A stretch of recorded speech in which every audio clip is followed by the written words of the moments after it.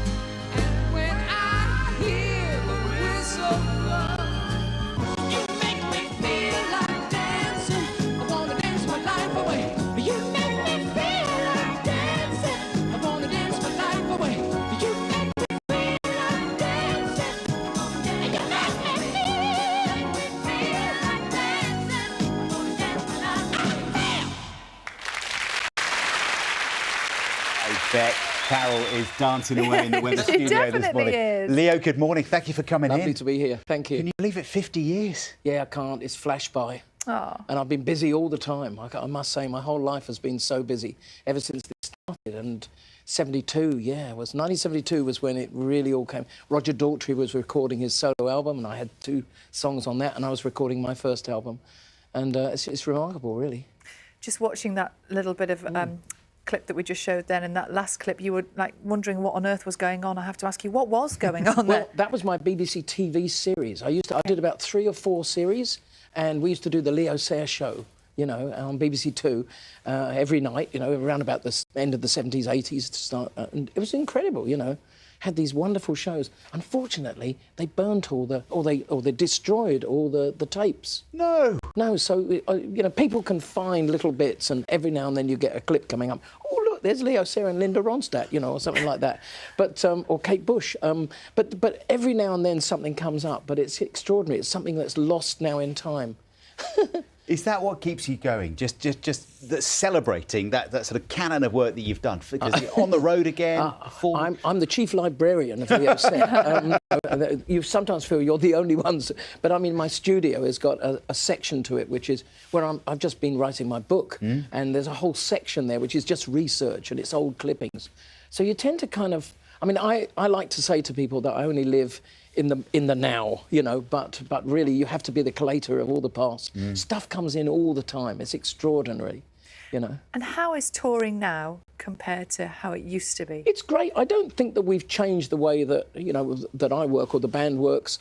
In all these years, we still don't use, you know, there's a lot of technology available, but we just do a real show with real musicians, and I think it's just the same, really.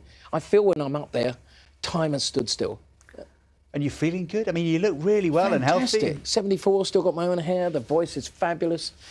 No problem. The hair is fantastic. I mean, you can't really ever think about cutting it because it's so you, isn't it? And I know, that's how I became Leo. There was a TV series which I think Adam Faith, my first manager's, his wife saw, and she said, "Oh, he looks like Leo the Lion," and that was it. There, you can see it there. Massive head of hair. Bit shorter these days, you know. Can't get through doors. Does it take much work? Do you have to... No, just add water. It's all good. It's instant, you know. Yeah. Yeah. And I know that you worked a lot, didn't you? You wrote during lockdown, you wrote during the pandemic. Yeah. I felt it was important. If you've got a studio and you've got the way to work, and people in Australia were really suffering during COVID, where I live. So, you know, you've got to add some support, you know. So I wrote a song called My City in Lockdown, all about Melbourne, which is where we usually work. I don't live in Melbourne, but it was... And you just felt you had to support. I mean, that was like a ghost town. It was incredible. They cleared the streets, everything. Thank God we're through it now. What's life like there for you? What's life like in Australia? Great space. Yeah. I mean, I miss the old country, and it's great to be back. You know, it's lovely to be here. But I like my life down there. It's quiet, it's sleepy. I live in a village of 400 people, and just about everybody knows everybody. You know, and you forget how to reverse park. There's no necessity for it. You know, you just drive in. That's your spot. That's it. Yeah. Would you ever come back to the UK to live? I've thought about it, and I probably might not, but I think sometimes it's better to be a visitor.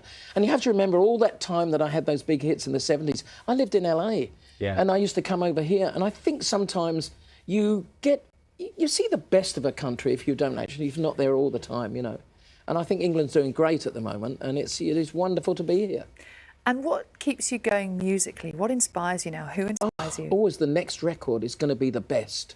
You know, I'm one of those people who's very optimistic, but at the same time, I don't think I've done my best work yet. I really don't. I think it's still to come. Striving for that. Absolutely, yeah. I'm getting better at it finally. Oh, finally! Yeah, the next 50 years are going to be great. So this is not a farewell tour. No way. I'm going to keep going until I drop off the stage, slide off. You know. No, that's what I tend to do, and I'm loving. I make records now by myself. I found a way to do that without calling musicians. So I feel like finally, how do you do that? You know, like Van Gogh. I don't get someone in to do the blues and yellows. You know, I do it myself.